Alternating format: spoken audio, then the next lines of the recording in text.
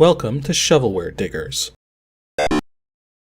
Our dig team is currently excavating the Softkey Shareware 2000 Hit Games 2 CD collection. You can find a link in the video description containing the entire directory structure of this archive. It's week 81, and these are the games our diggers have for us today. For more information on how to join the dig team, simply head on over to the Patreon page linked in the video description. Now without further ado, let's begin. First up, CatDog Joe has dug up DOSGAMES /sports/10frame. This has got to be a bowling game of some kind. It even says bowl.dat there, and 10frame.com. Well, that's kind of weird. A COM file that's only 3 kilobytes big, and yet 167K of data? Huh. Let's see what we got here.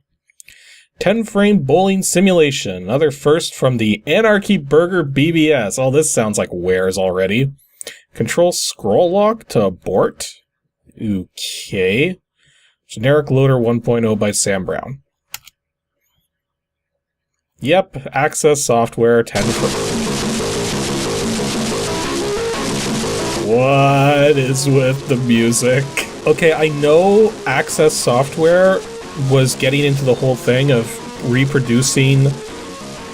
Wow, that sounds bad. Okay, so Access Software was known for producing digitized PC speaker effects. Well, basically digitized sound over the PC speaker, and normally it doesn't sound that bad. So either that's something to do with the cycle settings? I don't know. It's just as bad as before. Okay, I got it back to here. So it's created by Roger and Bruce Carver, IBM version by Kevin Homer, Select League or Open Bowling. Open Bowling? Number of players 1. Type name of player 1, except don't hold the shift key down or else your letter doesn't count. Select ability level. I'll go amateur. And select number of games, just 1.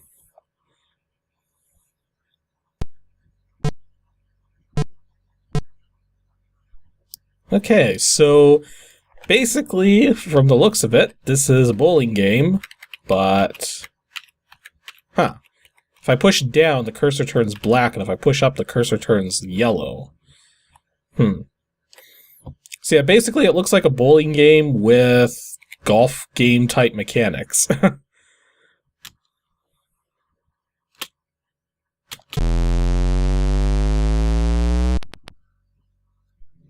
Okay, so I hit, how many of them? 5? It's kind of hard to tell, because they clumped very close together in terms of vertical spacing. I'm thinking just go right for it. Well, that's not gonna work. Or maybe. Well, we didn't get a spare, but we got 9. See, I've never actually played this particular game before. I kind of knew it existed, but I kind of forgot at the time when I was doing the opening there. Let's see. Oh, nice strike. Okay, let's see if we can do that again. Goes the speed and the hook. Nope, that time we missed 2 of them. So I'm not going to play a full round here, otherwise this is going to take forever, given how fast this is going, but, you know, this is a typical bowling game.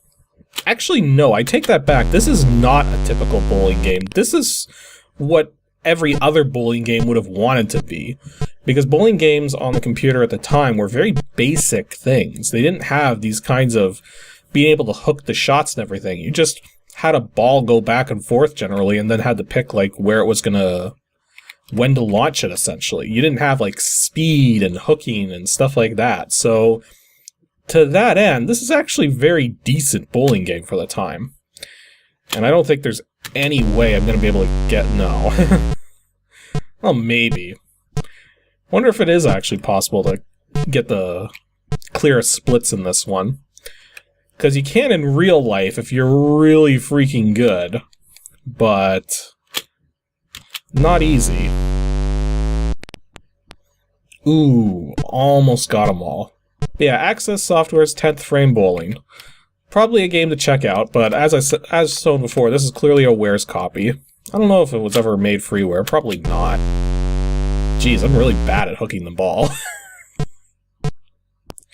But yeah, this is actually a very decent bowling game for the time, so I would say check it out if you ever get a chance.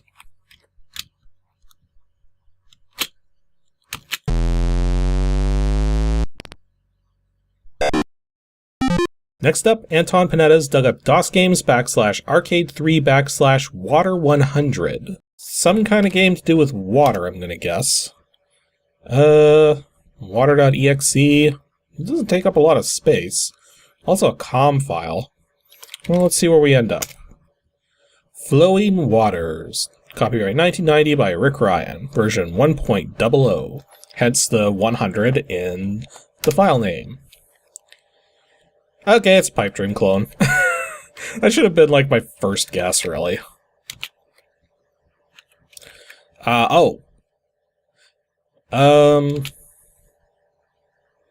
Okay, that had me confused for a second. And I just died.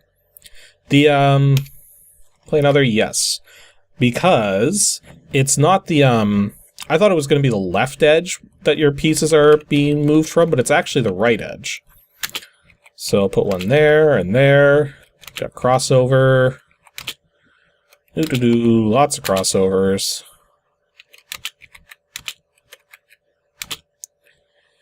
And kind of need to get this back around somehow. Okay, it's not giving me pieces I kind of need right now. Okay, there is one in the queue now. So let's hope I get to it in time. And there we go. See, I've actually played quite a bit of Pipe Dream in my days, playing video games, so I'm somewhat well-versed in how to play these kinds of games. Basically, the goal is you're putting the pieces down, you're trying to make the whatever liquid happens to be flowing through go for as long as possible. And it's not always that easy to do, because you have to sort of plan ahead to some degree, and it can be pretty tricky. Like, for the moment, I'm basically trying to keep in the back of my mind that there's very specific pieces that I need. Like, right now, the kind of piece I need isn't even in the queue, so that makes it fairly difficult to... And you know what, I just kind of trapped myself here, so I might as well just try to get as many points going as I can.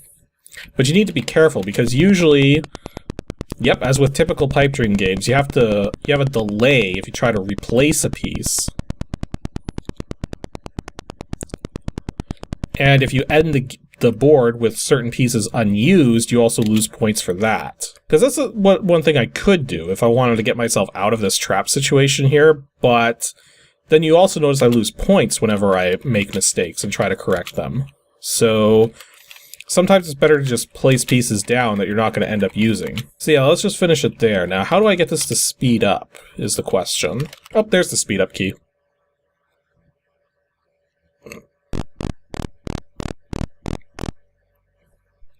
Okay, so is that enough for the next level? It is.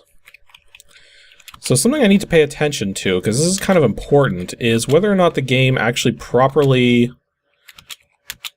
detects, or properly gives you an idea of how long you have to go before you actually beat the level. Because I don't remember seeing that, and that's kind of important. Yeah, it's not showing anything on screen to tell you how much further you have to go in order to win the level. Because what usually happens with a Pipe Dream game is you have a certain length of pieces you have to go through to win the level, or with some other variations, there's a certain number of points you have to get to clear the level. But this game's not telling me which is which, so I don't know if I'm going to win right now or lose right now if the fluid escapes, and that's not good. You need to convey this information to the player. Okay, this game's not giving me the piece I need. Okay, there's one, finally, jeez. And one of the interesting things that can happen, too, if you lay a whole bunch of pieces out on the board, is you may decide... Or wait, I actually made that piece wrong. You may notice that there's certain things you can change just to give yourself a little extra length. But then the question is, can you do it fast enough? Because right now it's giving me 5 points per piece. If I speed it up, it's still 5 points per piece. Yeah, you know what? It doesn't seem to give any extra points for going faster. Usually a pipe dream game will actually increase your score if you speed the flow of the liquid up. Apparently not this one. Yeah, I don't know how the game decides when to end, so I'm just going to call it here. So that was... what was it? Flowing Waters or something like that? It's an okay pipe dream clone, but it's definitely missing some of the most basic features that a pipe dream game should have.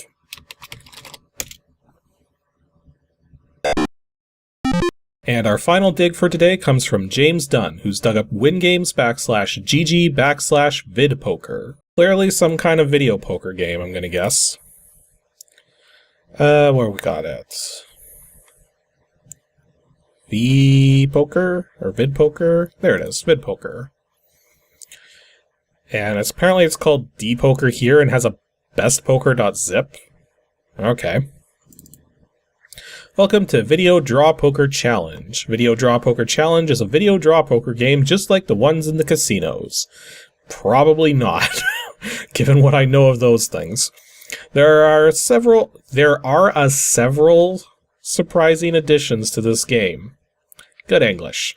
Video Draw Poker Challenge features a floating betting bar, totally customizable payoff odds, support for tens or better variation, new Joker Challenge variation, and animated playing cards.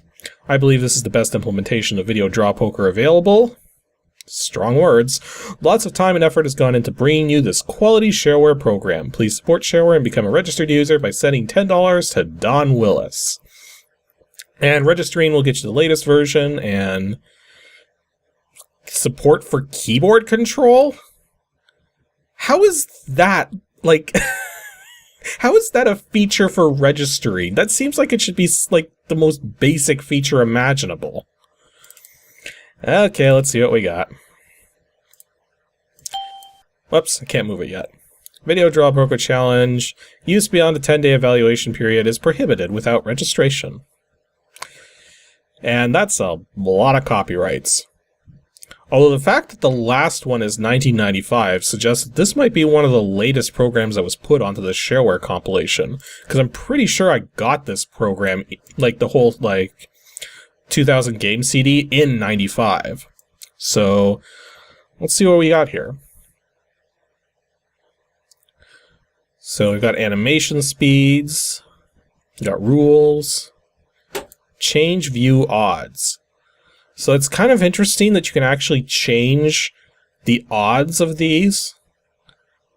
Like, I'm guessing it probably calculates, like, the different card layout. Well, here's the funny thing, is that if you're doing a video poker program of some kind, you could potentially... It comes back to that whole thing that I mentioned in a previous video, where the user doesn't really know what's going on behind the scenes. So the randomization could say that it's shuffling cards, when in fact it's just putting together a string of random cards selected that'll result in one potential optimal combination, and then nothing better. But that's kind of hard to... It's kind of a hard thing to do with draw poker, for a number of reasons. So what usually happened with old draw poker machines is it would actually be like a completely random thing, but it wouldn't allow for simple pairs. So it would actually have to be a pair of jacks or better in order to get the lowest, in order to get just your money back. And that's how they sort of curbed that by making it so that a pair of anything doesn't count. It has to be a pair of jacks at the minimum. Okay, so let's see where we go here. Start a new game? Yes. So we got our cards up here. We'll hold these two. And we lost. Boo. Although the bet's only $1. If it's going to start us with $500 each time, then we should probably have a $5 bet. Random? Really?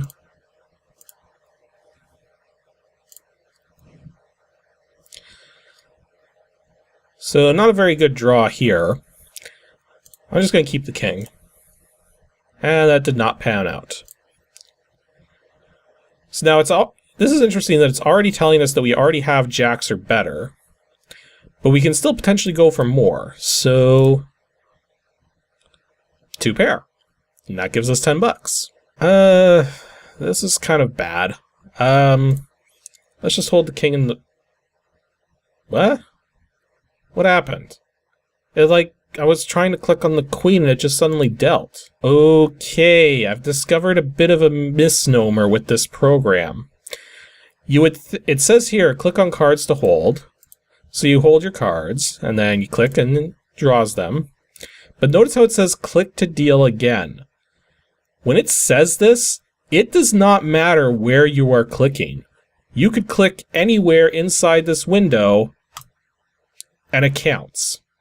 So if you're trying to hold cards, and you miss it just slightly, it still shuffles them in. That's not very good game design, because that's basically punishing the player for making a mistake. 1 card away from a straight, and we didn't get it. Once again, 1 card away from a straight, and we didn't get it. What? I just got dealt 4 of a kind. See, that kind of thing wouldn't normally happen. I mean, it's possible, but again, this comes in with the whole fact that we're allowed to adjust the odds manually. So the game isn't really... It doesn't have a proper feel to it. The odds of somebody being given a 4 of a kind from just 5 cards is not good. So according to Google, the odds of getting a 4 of a kind in 5-card draw poker is 0.024%.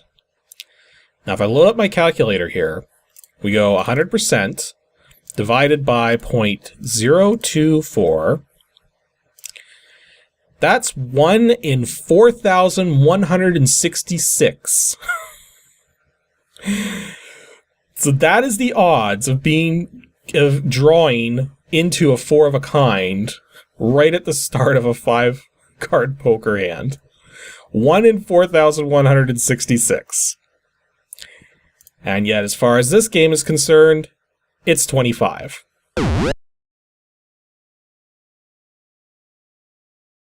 Anywho, that's Video Draw Poker Challenge. It's, not the greatest.